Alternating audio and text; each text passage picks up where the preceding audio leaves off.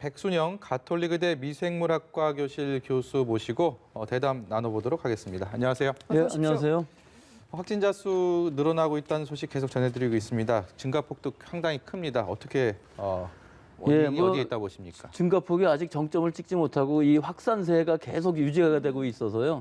실제로 정점을 찍는 것은 환자가 계속 늘어나더라도 이 확산세가 꺾여야 되는데 일단 그것이 지금은 꺾이지 않고 계속 올라가고 있는 상황이라 언제 이 변곡점이 될지 아직은 예상할 수가 없는 상황입니다. 뭐 전혀 예상을 못 하십니까? 사실은 근데 지금 대구 경북 지역을 빼면은 그렇게 많지는 않거든요. 네. 그러니까 이 대구 경북 지역에서도 또 신천지 환자가 거의 뭐 80%를 막 차지하는 예. 이 정도 수준이니까 잘만 잡으면은 실제로는 어느 순간인가 확 줄어들 수도 있을 거라고 보이는데 그거는 뭐 제가 그 부분까지 예상을 하기는 어렵고요. 네. 실제로는 명수가 너무나 많기 때문에 지금은 며칠 동안은 이분들 유증상자, 즉 증상을 나타내는 사람들을 찾아가다 보면은 환자 수는 늘어갈 수밖에 없지만 어느 순간인가는 그것이 한계가 있을 테니까 많이 환자를 파악해서 진단하고 격리를 시키다 보면은 이 환자 수의 증가가 멈춘다는 얘기가 아니라 네. 예. 이 지금 증가폭이 이렇게 직선으로 돼 있지 않습니까? 그 커브가. 네. 그것이 이렇게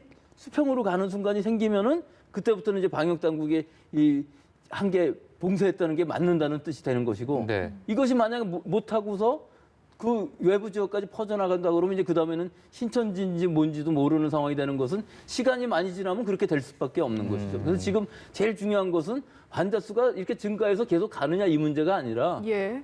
이 커브가 언제 꺾이느냐 확산세가. 네. 지금 2월 18일부터 와서는 하루에 2배씩 올라가던 것이 지금 사실은 2배는 아니지만 거의 최고의 그 숫자의 증가를 보이고 있거든요. 예. 그러니까 이 부분의 이 판단은 그때 변곡점이 이루어졌을 때 결국은 환자 수는 정점으로 가지만 확산세는 꺾였기 때문에 방역 당국의 이 방역이 효과가 있었다 그렇게 판단할 수가 있는 것이 우리 중국의 예를 보면 딱 그렇게 되는 거거든요. 네. 숫자는 많이 차이 나지만 비슷한 수준으로 갔고 중국은 이렇게 옆으로 가다가 벌써 떨어지는 수준으로 와 있기 때문에 뭐 또 언젠가 나올지는 모르겠지만 재유행이 이 부분은 우리가 예상하지 않고 감소되는 추세로 가면은 이 부분은 잡혔다고 볼 수 있기 때문에 우리는 사실은 상당히 국지적이긴 합니다. 대구가 많고 경북은 그 다음에도 좀 적고 그래서 목표가 확실히 있다는 건 중요한데 예. 숫자가 너무나 많다는 것은 좀 힘든 부분인 것 같습니다. 누적 확진자보다는 일일 증가폭에 대한 부분들을 좀 더 유의 깊게 볼 필요가 있겠네요. 그렇습니다. 예. 지금 확진자가 대구 지역에서 많다라는 이야기 해주셨는데 그래서 병상 부족 현상도 나타나고 있거든요. 여기에 대해서 오늘 13번째 사망자 분이 결국에는 이 병상 부족 문제가 현실화한 거 아니냐라는 이야기가 있거든요. 그게 제일 중요한 문제죠. 지금 이 상급 병상들, 즉 1인 격리가 가능한 입원실, 네. 또 중증 환자를 치료할 수 있는 시설들 여기가 꽉 차 있다 보면 오늘 13번 환자 같은 13번 사망 13번째 사망자 같은 일이 생기는 것이 빨리 분류를 해서 집에 자가 격리를 해도 돼야 되는 분들이 사실은 대부분이거든요. 근데 그중에 위험하신 분들이 있으니까 또 이 바이러스의 특징이 한번 폐렴으로 가기 시작하면 급격히 호흡 부전이 일어나서 사망하는 사람들이 많이 있기 때문에 네. 지금 의료진이 부족하고 병상이 부족하고 하는 것이 결국은 어느 정도의 의료 공백이기 때문에 정부에서도 이거를 집중적으로 지금 심각 단계니까 이걸 해야 되는데 이게 이제 여러 가지 문제가 있는 것이 이것도 지역적으로 예를 들어서 뭐 지금 경기도에서 오지 말라고 하는 이유가 네. 이 환자들이 글로 간다 그러면 결국은 자기네 바이러스가 온다는 생각을 할 것이고 또 이 중간에서 여러 가지 문제들이 있기 때문에 그 일반 환자들을 자기네한테 보내주면은 그 병상이 빌 테니까 거기서 치료를 해라 이런 식이거든요. 이 말도 논리적으로는 맞죠. 그렇지만 우리 전체로 봤을 때에는 중환 환자들을 빨리 수도권으로 보내서 치료도 하고 병상에서 격리도 시켜주고 사실 많이 여력은 있거든요. 네. 전국적으로 보면 여력이 있지만 대구 경북 지역만 보면은 여력이 완전히 없기 때문에 이런 최악의 지금 하루 만에 사망하는 지금 발표하신 걸로는 25일 날 확진됐다고 발표하셨지만 이 환자 확진된 번호 보면은 어저께 발표된 환자의 번호거든요. 지금 이 상황에서는 그것도 오늘 새벽에 돌아가셨다고 그러니까 예. 거의 확진 받고서 하루 만에 물론 진단은 그저께 했을지는 모르지만 실제로 환자 번호로 부여된 것은 어저께이기 때문에 오늘 아침에 돌아가셨으니까 실제로는 치료를 한 번도 못 받아보시고 영남대병원에서 돌아가신 상황 이것은 최악의 상황이죠. 예.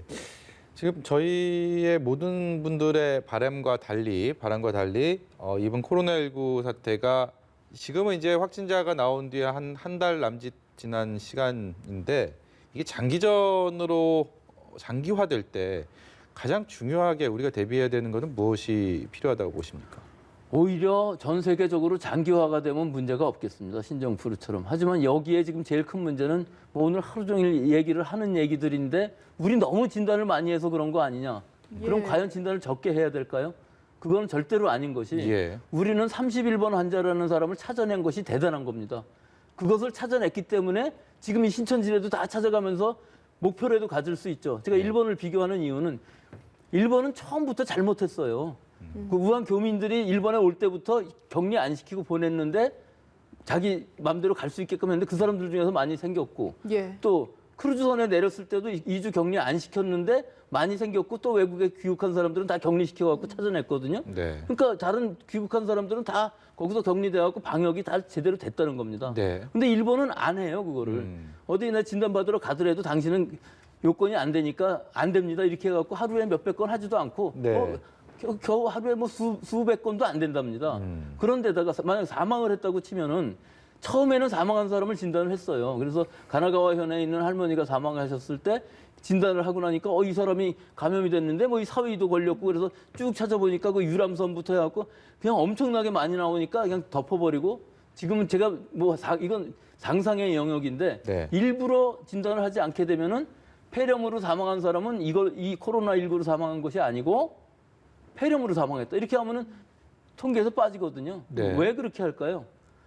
올림픽 하려면 이 숫자가 많아지면 적어야 안 되니까. 된다 이거예요. 예, 외부에 노출시키기가 싫은 그렇죠. 거죠. 예. 이거를 비겁하게 하는 거죠. 숫자를 엄청나게 줄여서 실제로는 일본은 이 진단 키트 만들고 많이 한다면 우리보다 훨씬 더 많이 할 수 있는 인구도 많고요. 네.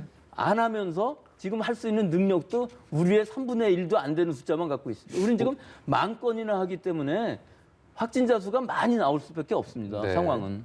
올림픽도 중요하지만 국민이 있어야지 올림픽을 치를 거 그러니까 이 아닙니까? 국민 보건을 일본 예. 사람들은 지금 불안해요. 일반 국민들은 자기네들의 보건이 더 중요하지. 그 올림픽 한 번 하는 게 뭐겠습니까? 이게 저도 정치적인 발언이긴 한데 예. 예. 지금 일본이랑 우리를 비교해 보면 우리 방역 당국이 잘하는 것은 그런 모든 비난을 다 받더라도 찾아내서 갈 수 있다는 목표가 있는데 일본은 이미 늦었습니다. 이 지역사회 감염이라는 거 매번 지금 나오는 사람마다 다 감염원을 알 수 없는 환자만 나오지 네. 지금 감염원을 찾아갈 수 있는 환자가 있는 것이 거의 없어요. 그러면은 실제로 뭐 우리나라보다 일본에서 확진자 수가 더 많거나 뭐 비슷할 수도 있다라고 보시는 거네요. 그거는 본다기보다 알 수가 없죠. 안 하니까. 그러니까 아예 그건 모르는 상상도 예. 못하지만 지금 나오는 환자들을 보면은 그거는 충분히 합리적인 의심이 간다는 거죠. 네. 아예 처음부터 나오는 사람들이 대부분 감염원을 모르는 사람이 나왔는데 거기서부터 가보니까 이 감염원들이 예. 이렇게 많더라 하는 건데 이 원래 감염원 다 모르지 않습니까? 그 환자가 전국적으로 퍼져 있어요. 지금 일본에는. 네. 우리가 그 검사를 할 수 있는 진단 키트를 통해서 검사할 수 있는 게 하루 7, 8천 건이라고 합니다. 이게 얼마나 많은지 딱 와닿지는 않는데 뭐 일본 같은 경우 지금 말씀을 하셨으니까 이렇게 비교를 해볼 때 이게 전 세계적으로 굉장히 이 능력이 그러니까 최고 수준이라는 얘기를 들었습니다. 그렇습니다. 최고 수준입니다.